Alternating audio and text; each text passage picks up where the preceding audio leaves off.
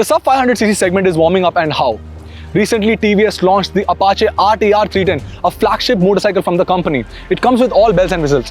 But back in 2013, a naked bike was launched in the country that changed the landscape of performance motorcycle and what we can expect from the bike in the segment. The bike grew over the years, and I myself got a KTM 390 Duke in 2018. It came with all the bells and whistles. Ride-by-wire, ride modes, TFT display, Bluetooth connectivity, everything. But today, we are standing next to the 2024 Generation 3 model of the KTM 390 Duke.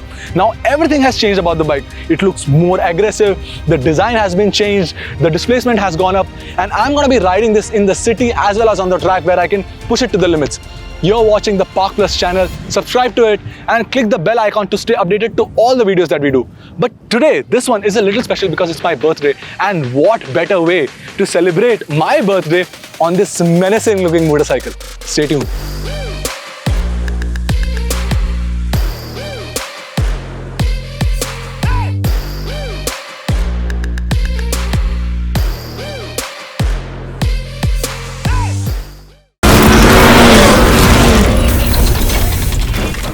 Back in 2013, when the bike was launched for the first time, it had a notorious demeanor. And then over the years, the bike's design was only made sharper. But then how do you better the best? The new generation has gone under the designer's knife, and the looks are more menacing than ever before. The designers of KTM have done an absolute stunning job of making this bike look more aggressive than it was already. Now, to start with the headlamp cluster. Here, there was a metallic plate right at the center of the last generation. Now that has been removed, and instead we have these protruding panels, which are made of plastic, of course, and they are DRLs. Now they look nice and make the bike look more aggressive, and the entire design, although it looks a little similar to the last gen, it still looks nice. It has a fresh appeal. Now, right below the headlamp, we have 17-inch wheels, and the alloys have been redesigned completely. To start with, the hub is hollow, and the 320mm disc brake up front has been mounted on the spokes of the wheel. The company says that this has been done to reduce the weight, and the overall look has been freshened up for the bike. And here we have WT Apex suspension, 43mm suspension, and 150mm of travel. But the best part is it's an open cartridge design, which means we have 5 clicks of adjustability for the compression and rebound. Quite nice. Now, moving on from the face of the bike, we're going to be talking about the profile, which is the most aggressive part of the new KTM 390 Duke. Here we have the tank panels that have been redesigned completely. To start with, there are small air ducts which are sharp and neatly integrated into the panels, and they look more aggressive. And over here, you can see small alligator scale or crocodile scale, if you may call it, and it looks very neat. And the overall rake of the panel has been shifted downwards, which makes it look more aggressive. And the tank panels are covering the 15-liter tank.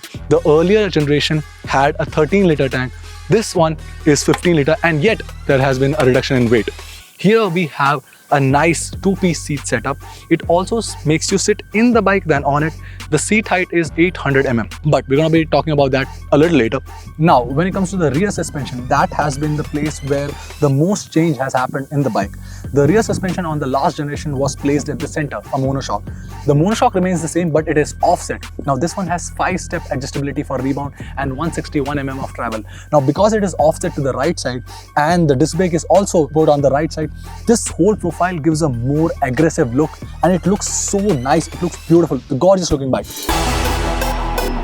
Now, talking about the rear wheel, here you get a 240mm disc brake, and obviously you get dual channel ABS, and the tire hugger from the last generation that is not present here anymore.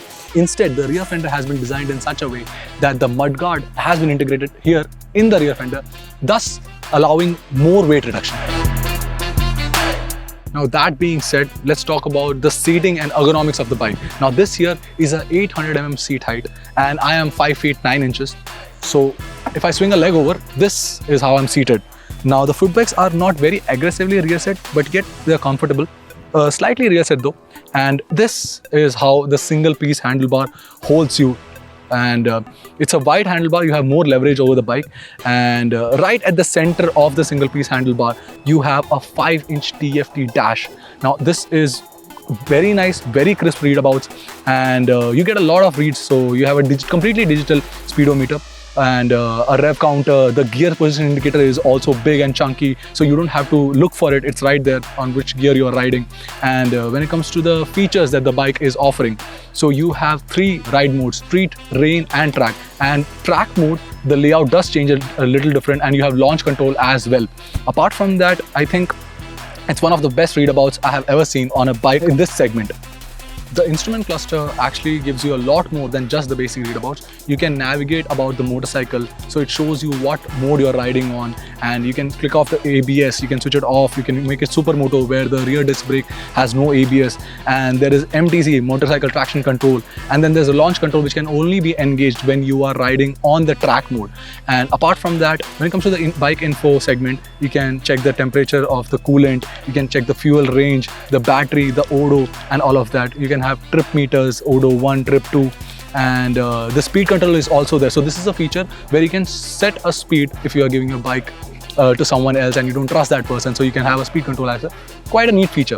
And apart from that, there's quick shifter which you can toggle it on and off. There's shift light, upon which RPM the light would probably give you that this is where you have to shift the gears, and that comprises what the TFT and the bike has to offer in terms of ride modes and other technology that it offers, the tech nannies. The bike also gets a new aluminum banana swing arm that supports the offset monoshock suspension, and the chainset has also been neatly integrated within the swing arm. Right beneath the swing arm, we have the new underbelly exhaust that looks quite sexy.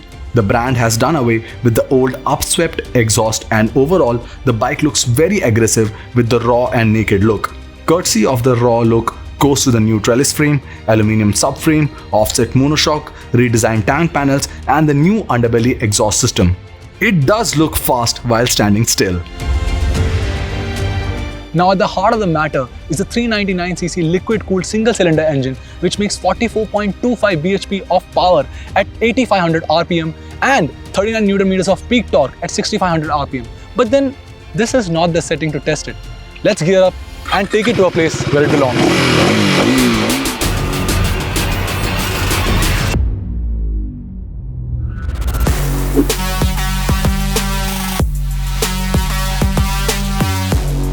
To start with, the bottom end of the bike, which means up until 4000 rpm, the bike does make you work the gearbox. But after the rev counter crosses the set 4000 checkpoint, it just goes oodles of torque, and of the 39 Nm of peak torque that comes in at 6500 rpm, 30 Nm of it is available from 5000 rpm, and this is the part where the KTM does wonders.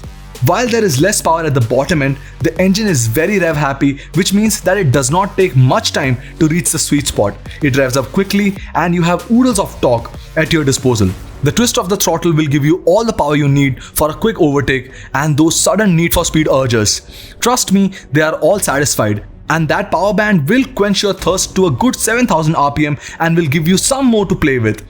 The top end of the bike has a lot for you to offer. You are highly likely to run out of tarmac on the Indian roads than running out of power on the new 2024 KTM 390 Duke.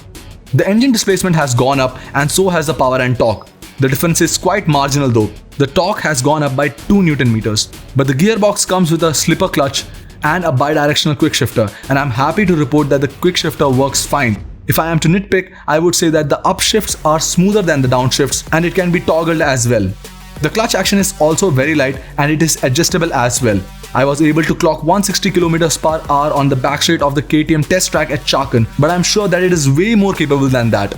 The suspension setup is on the firmer side and so is the seat. It does not become bone jarring, but the big bumps and potholes can be a little bothersome. Now this one has a ground clearance of 183 mm and that will give you some peace of mind should you feel the need to do mild off-roading. The new 2024 KTM Duke has dropped the weight by 4 kilos. At 168.3 kilos, the bike is very nimble on its feet. It is a proper corner craver. You can flick this around the corner. The tires do a good job of giving you feedback and build up confidence as you spend more time on the bike.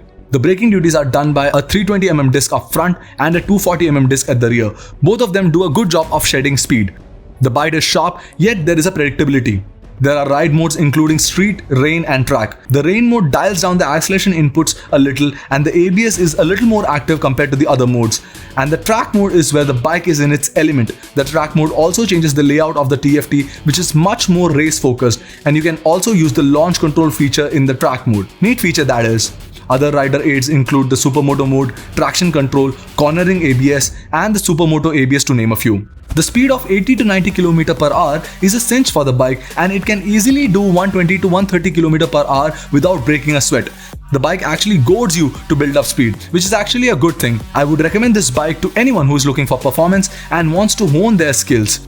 There is so much the bike has to offer and it will take quite a lot of skill to extract the most out of the 2024 KTM 390 Duke. The bike in the city is also quite easy to ride. You can navigate through traffic very easily. It does not make you work. The wide single-piece handlebar gives you quite the leverage and inspires confidence. I did a little off-roading on the bike and it did not disappoint me. The engine and chassis is so capable that I think we can expect an adventure guys with the same engine. But fingers crossed.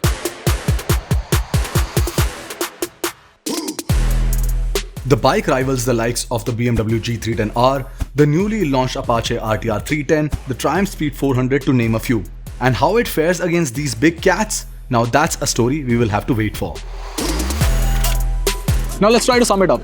What does the new KTM 390 Duke bring to the table? For rupees 3.11 lakh rupees ex-showroom, you get multiple ride modes, traction control, Bluetooth connectivity, TFT display, and on the performance front, you have an engaging engine which has a strong top end, a good mid grunt, and overall the experience will tattoo a grin on your face. Now in my books, that's a job well done by the KTM. Now if someone was to tell me that the KTM brand has done a good job, not only in terms of the appearance of the bike, but also in the performance front, I can second that. That's all for today. Subscribe to the channel. Stay tuned to this space for all the updates and all the videos that we do. I'll see you on the next one.